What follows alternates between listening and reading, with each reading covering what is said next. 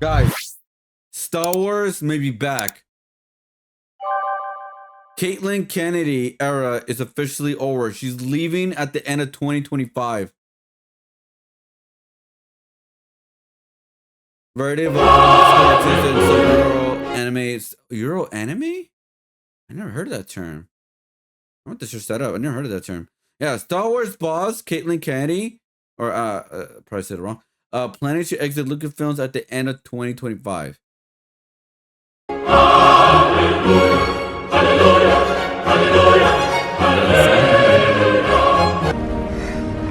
It's done. Yes, Mr. Frodo. It's over now. Well, it finally happened. After years of rumour and speculation, false claims, deception and ejaculation, it seems that Kathleen Kennedy is finally leaving Lucasfilm.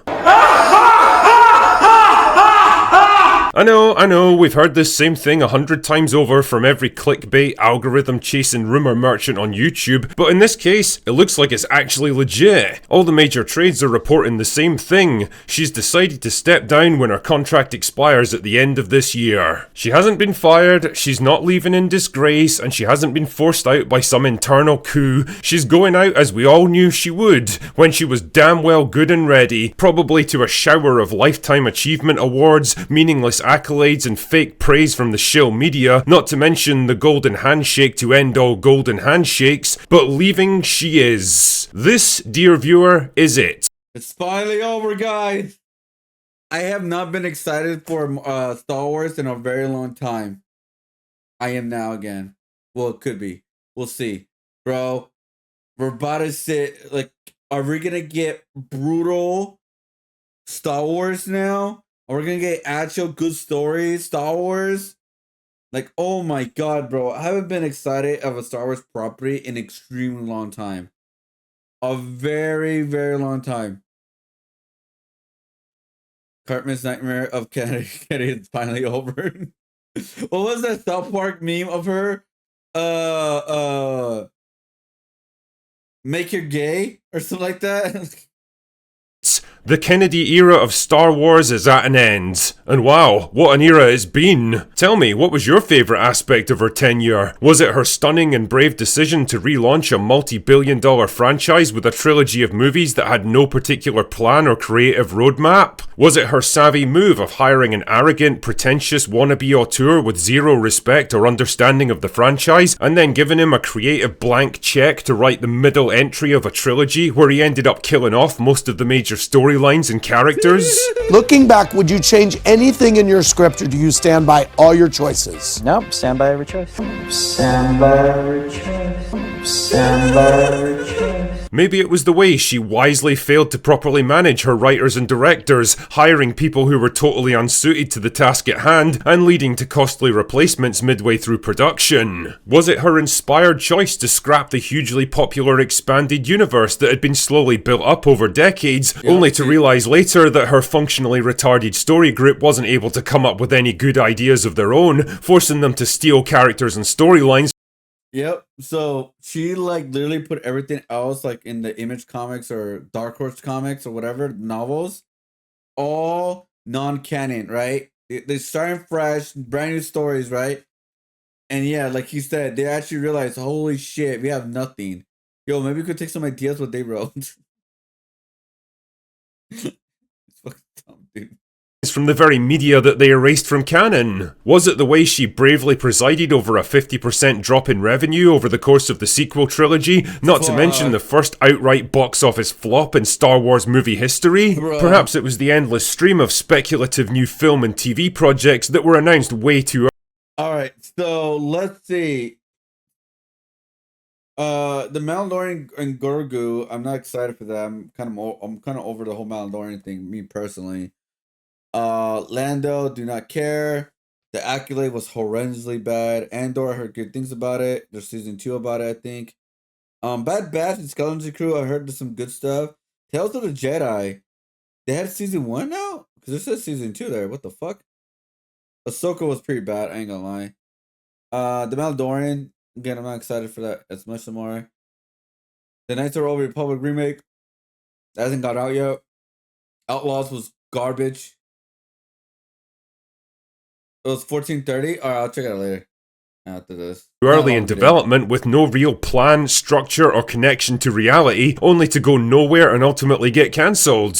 Maybe you appreciated the inspired way she brought back a 900-year-old Harrison Ford to play Indiana Jones one more time, yet again falling back on the tried and tested formula of making a once iconic straight white male hero into a sad, pathetic old man who's given up on life. I never watched the new Indiana Jones movie, by the way. I thought it was like, bro, you either have to reboot it, which is gonna be very hard to do, because Harrison Ford is iconic with that role, or just don't bring it back or something. Like, bro, like what the fuck is wrong with you guys? They use the ideas from the other sources related to Star Wars, like the comics. Yeah, they took some characters. Like they what they did, they released some Marvel comics, right? And Star Wars, right? Once they got the property back. So once they did that, they decided to cancel everything that has from Dark Horse comics or any like novels.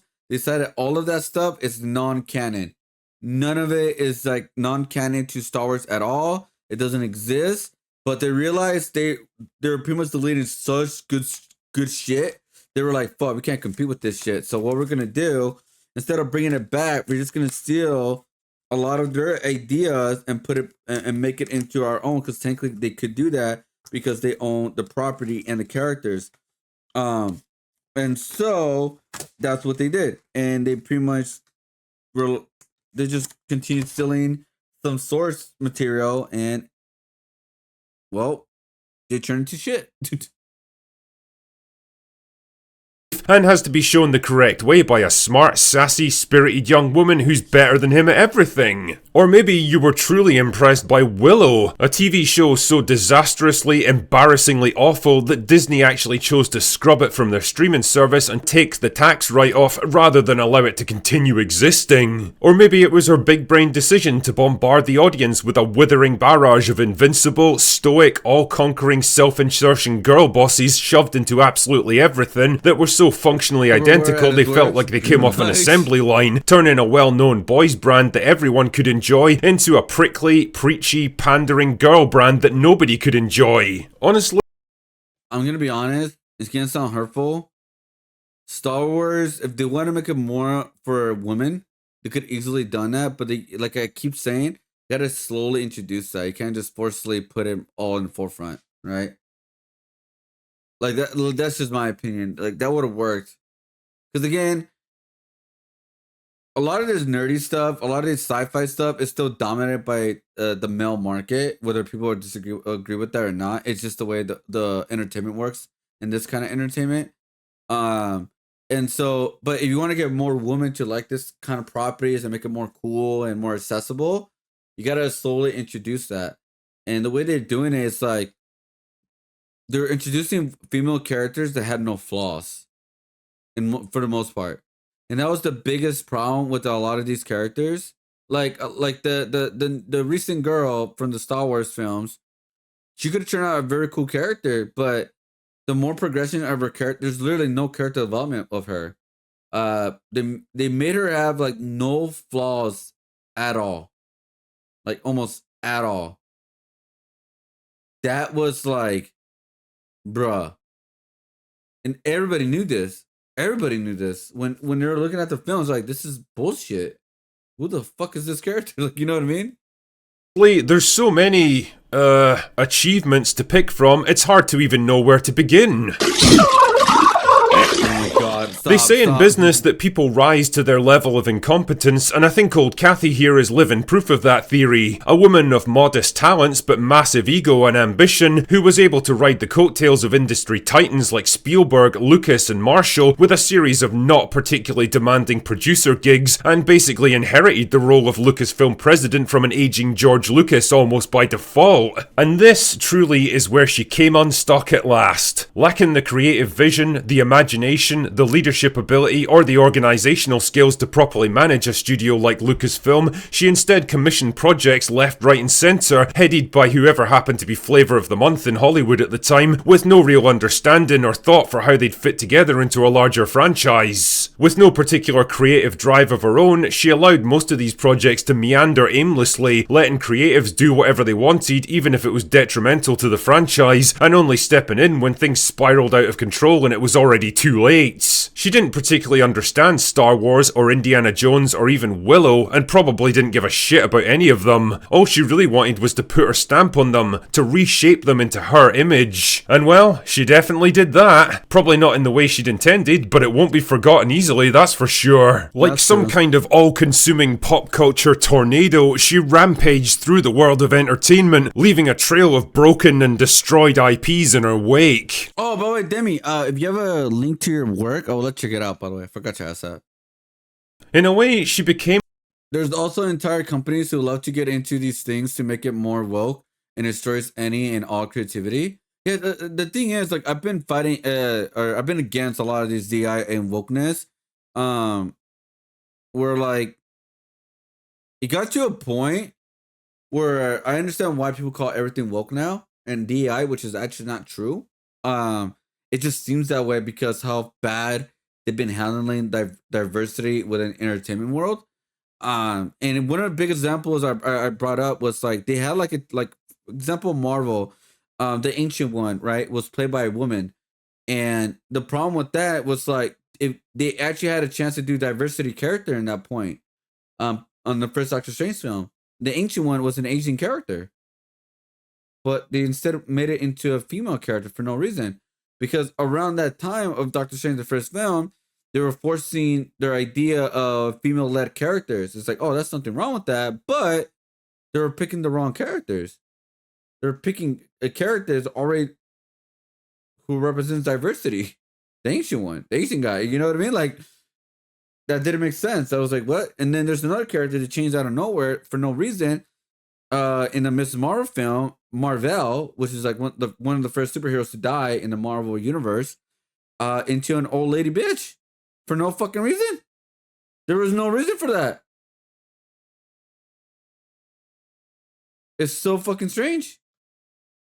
the public face of everything that people have grown to hate about modern filmmaking. Oh, The you're probably right shameless about that. strip mining of old franchises with lame cash grab sequels and creatively bankrupt spin-offs. The mean-spirited emasculation of aging male heroes and their replacement with abrasive, unlikable girl bosses. The indulgent excesses of divisive identity politics and fan baiting, and the hiring of people based on what diversity boxes they tick instead of what actual skills they have. And what really pissed people off the most was her absolute refusal to accept any kind of responsibility for a growing list of failures. Any other studio head would have been shown the door at least 5 years ago after Solo bombed at the box office, but for some reason Kennedy just seemed impervious to criticism. No matter how many times she fucked up, no matter how many franchises she ruined or how much money she flushed down the shitter, not once was she ever rebuked or demoted, and she absolutely refused to acknowledge that anything might be wrong. She just carried on smiling and showing up to premieres, acting like everything was going just great. Couldn't possibly have her take responsibility for her own fuck-ups, could we? Jesus, and they talk about the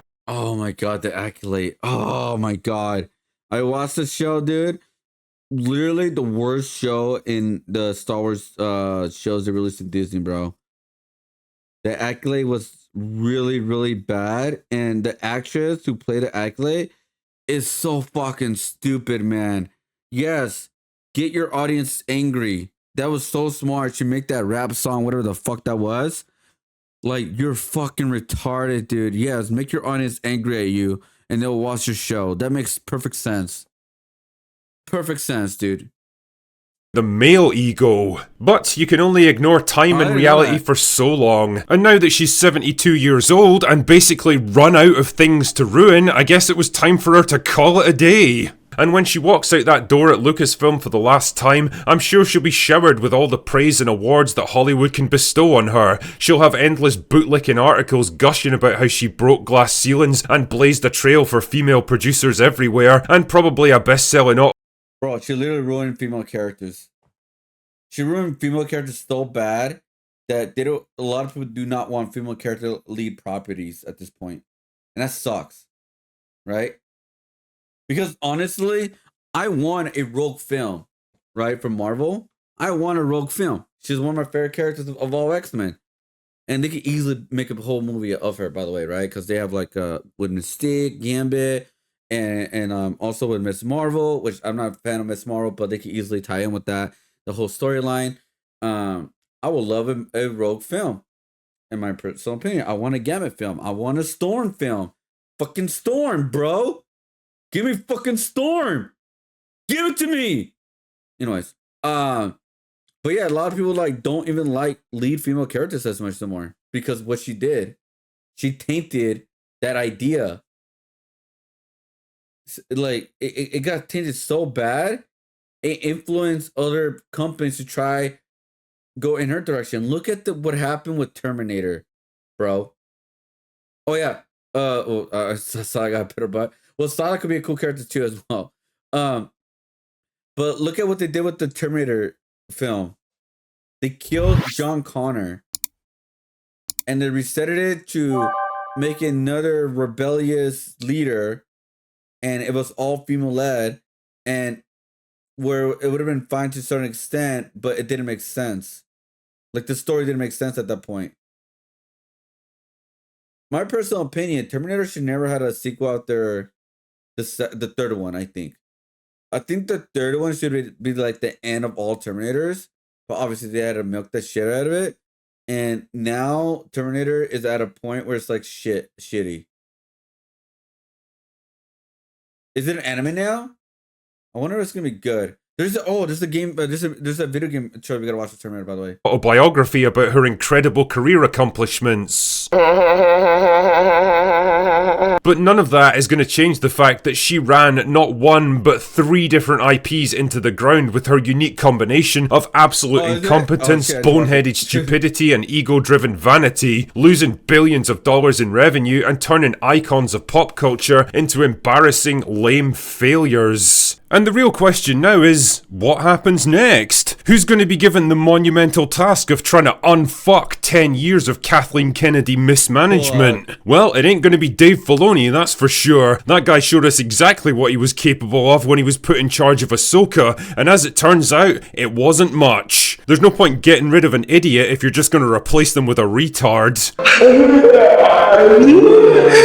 And the thing is, even with Kennedy gone, her influence at Lucasfilm's gonna linger on like a fart in an elevator as long as the disciples that she hired are allowed to keep their jobs and keep pushing the same garbage into their work.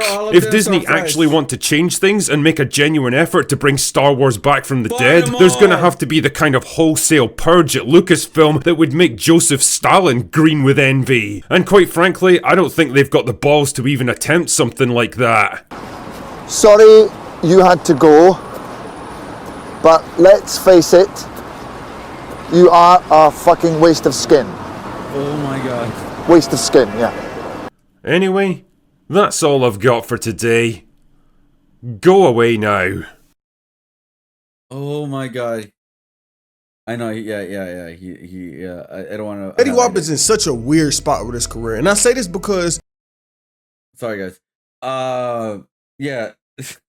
It's just like, bro, every single Star Wars property has like literally gone downhill and hill. Where I'm surprised that people get excited for Star Wars any content at this point, right? From the video games, trash. From the shows, trash. From the movies, trash. Like at this, who gives a shit about Star Wars, man? You know how you can get excited for Star Wars, in my personal opinion? It's an outrageous idea, a crazy idea. A Star Wars comic with Alien and Predator. Cinema. That would be insanely awesome. Start as a comic book, make it into animated film, and then it will become one of the greatest films of all time. Yes.